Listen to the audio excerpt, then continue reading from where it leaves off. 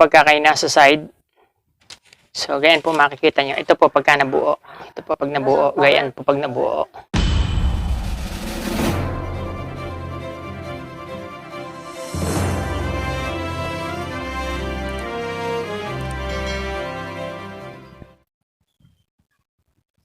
Magandang hapon po sa atin lahat mga kabayogas. Ngayon po ay bibigyan po natin ng kasagutan in pong ilan po na mga katanungan at mga request na bakit daw po walang drawing.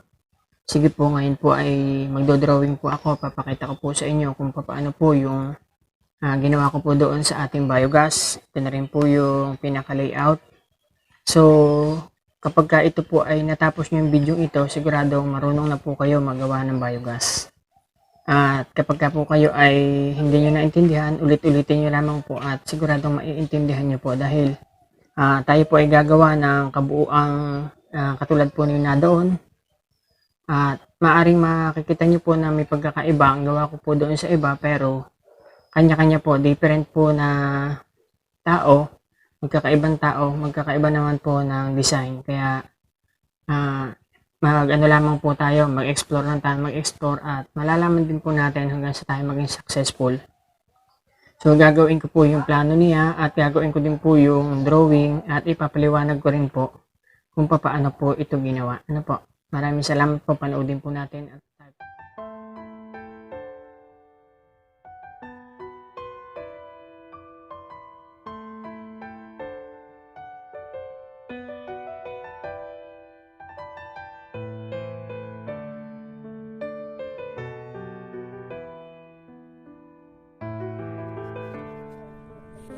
Ating kukulayan para kitang-kita natin ang drawing.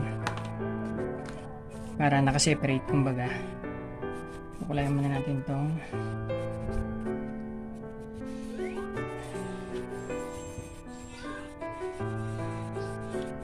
ito po yung plano. Yan. Ito po yung tinatawag na digester. Ito po yung plano niya na iba-iba po ng tao, iba-iba po ang design na biogas. Depende sa iyo kung anong gusto mo.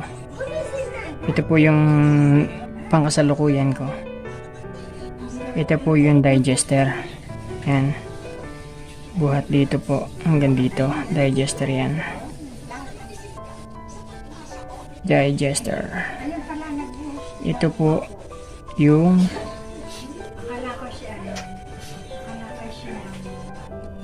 yung methane storage or tinatawag na gas storage.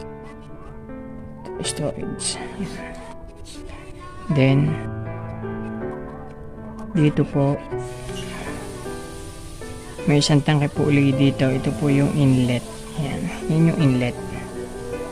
Ito po yung inlet.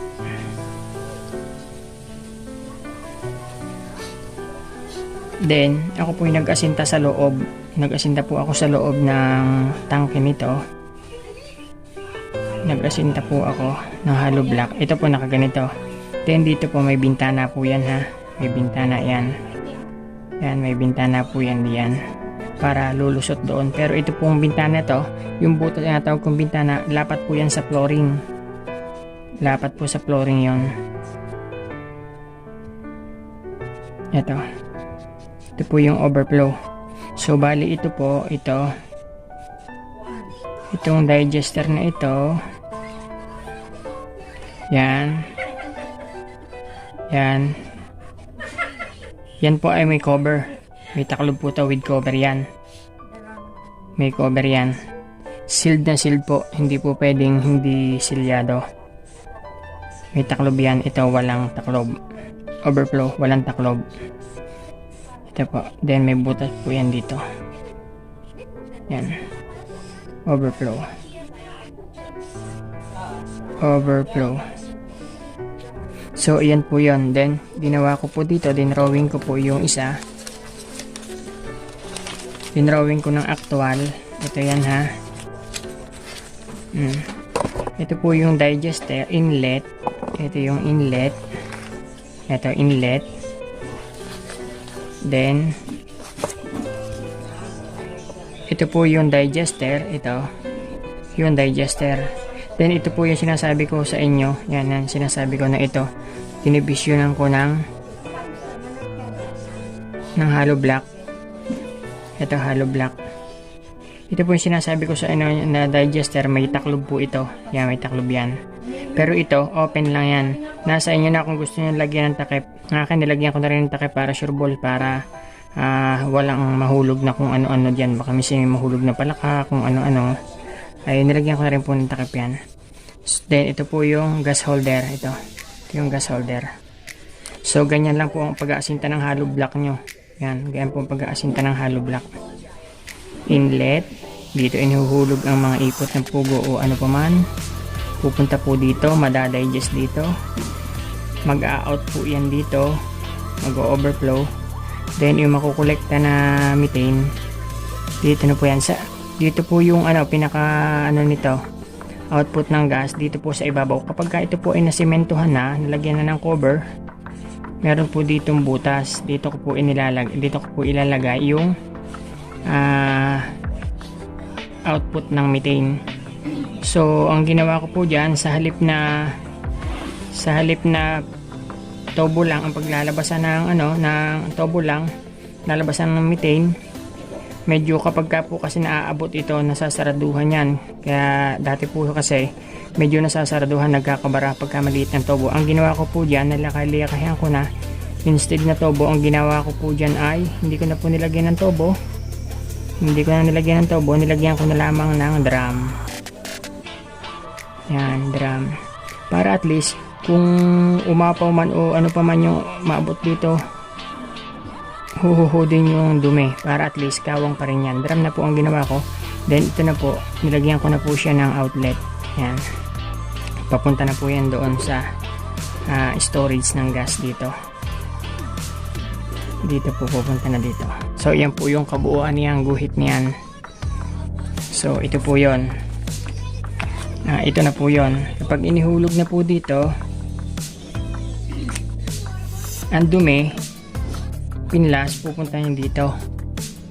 Kapag nakapunta, madadigest na dito, lalabas naman din yung mga na-digest na, din yung lalabas sa division na to.